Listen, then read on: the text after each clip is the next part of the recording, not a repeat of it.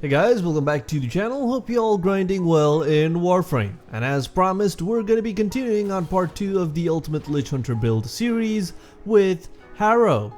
I know, no one really requested for Harrow, but then again, I've seen suggestions all over the place, you know, Korra, Nidus, Equinox, and Aros. There wasn't a clear majority, so why not Harrow? Especially now that they've tweaked the way shields work, I thought Harrow would be an interesting choice for high-level gameplay. Now, if you don't have Harrow, or perhaps you're having trouble trying to farm for his blueprints, I could point you towards a Harrow farming guide that I made a long while back, but it's pretty bad.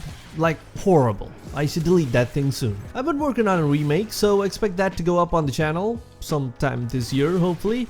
But in this video, I'm just gonna be sharing my builds and tips for Lich hunting with good old BDSM boy here. If you're expecting a build for Harrow to make him absolutely immortal against Liches, then I think you may be disappointed. He's not exactly the best frame in the game, but he can be very engaging to play in high-level missions, and at least for me, he's felt pretty rewarding. If you want a no BS approach to Liches and just want to get the job done ASAP, then I'd highly recommend you check out part 1 with Revenant. But let me tell you this, I've had more fun playing Harrow than Chroma these past few days, that's for sure. And it's not because I like to play with chains or anything, goddamn I need to be super defensive these days. Those guys from the Discord server are constantly trying to expose and take advantage of every single thing that comes out of my mouth. Alright, here's the build I've settled on after plenty of testing. Before deciding on tweaking or swapping out some of the choices here, you have to consider a few things. Harrow's survivability depends greatly on how well you can keep his shields up, basically how fast you can smash his one. Penance does award you some lifesteal, which may nudge you into thinking about a health-focused approach with adaptation, but Penance also requires that you have lots and lots of shields, otherwise you're gonna end up with weak buffs and not much duration. And for that reason, I've decided to double down on shields with Vigor to bring that health up from 300 to 420. 420 blaze it. If you do have a primed Vigor, then feel free to slot that in. It should be plenty as long as you have a maxed redirection to bring the shields over the 1000 range. The next thing that you're gonna want to consider is how much power strength do you want, or more appropriately, could cope with. Deciding on this number made optimizing for the build a lot easier. For me, 200% is perfect. It means that I can hit Covenant's crit buff cap by only having to absorb about 1800 damage,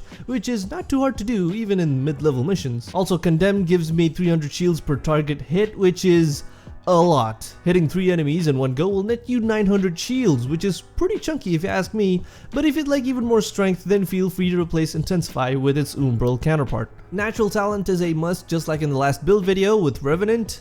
Trust me, you don't want to be choking on your chains when surrounded by 5 big black bombards.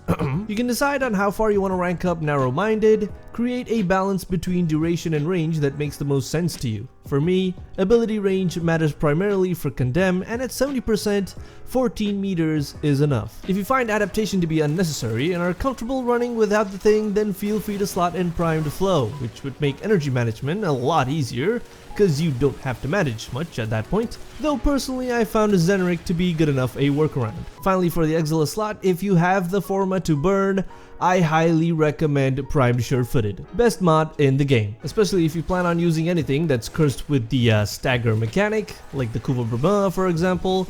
Otherwise, Power Drift or Cunning Drift are great choices too. For Arcanes, I'm running Primary Charger alongside Arcane Barrier. I wish I had a maxed out barrier, because at rank 1, it doesn't really trigger enough times during gameplay to feel significant. I'm just gonna wait for a Scarlet Spear at this point instead of burning more plat.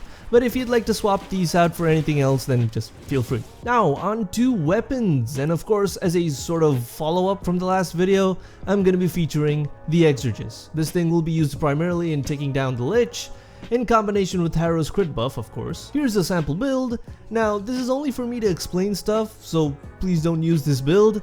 You can keep the multi-shot and crit mods along with primed point blank on, but swap out the elementals for those that your individual Lich is susceptible to. As I'm making this video, Liches are currently not affected by status, but they will be soon, perhaps in the Scarlet Spear update. So when that thing hits and the Liches actually become vulnerable to slash ticks, you should try experimenting with Hunter munitions. For the secondary, which we will be using most of the time, I have a simple Rattlegut setup. This radiation mod setup is excellent against bombards. Yes, I am using a Riven. If you don't have one, then just simply slot in barrel diffusion, hydraulic crosshairs, or primed expel Grineer. I'm also using this thing with a Pack Seeker Arcane.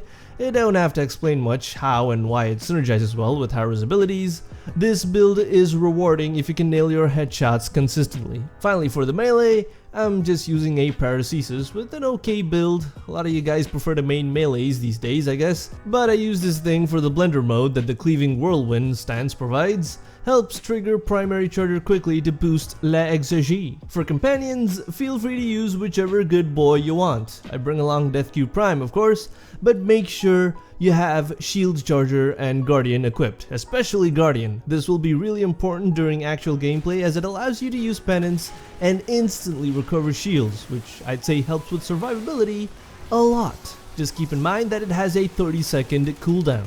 On the operator side of things, if your build does not make use of flow or primed flow, then Zenric is strongly recommended, mainly for energy pulse and energizing dash. On paper, Void Singularity sounds cool, especially if you could bunch up enemies for meleeing, in this case with the Paracesis, or for Harrow's first ability, but I found Magus Lockdown to be far more effective. You can combo that with Magus Elevate to help deal with oh shit moments, but if your shield game is good, then I'd say Magus Cloud could prove an interesting choice if you have Zenric maxed out, with Voltic Blast and Lightning Blast in particular. Now, usually at the very start of a mission, I immediately hit Penance, which with the setup I've shown, it gives me about 40 seconds of buffs. That's amazing, considering you don't even have to charge up overshields or anything. 40 seconds of lifesteal, reload speed buff, fire rate buff, epic. Also, if you're not previously a Zenric user, then start getting used to abusing Void Dash to make up for lost energy, so you can proceed to charge up your shields by spamming Condemn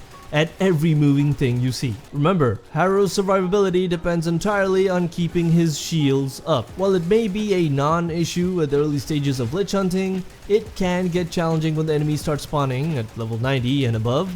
It's not like Harrow starts breaking or anything, you'll just have to manage your shields very well, because your ability duration and survival kind of depend on that. Makes it feel like you actually need, dare I say it, skill in Warframe. Now, for when the Lich spawns, you just simply press 4, walk right up to the Fricker and flex on it with your immunity to everything, including Kuwo Nachan. Hope I don't get demonetized. Once you get your crit buff on, simply hit 1 on the Lich, which should give you enough time to shove all of the Exorgis's beautiful shards into the Fricker's head. Done right, you could even destroy a rank 5 Lich's health bar in a single shot. Depends on the weaknesses and resistances, of course, but even if it isn't a one shot, you got amazing fire rate from Penance to just thrust more and more pellets inside the Lich. Alright, so that's pretty much it for part 2 of the Lich hunting series. If you have any suggestions, feel free to leave them in the comments below. As always, there's more fluffy stuff to check out on the left here.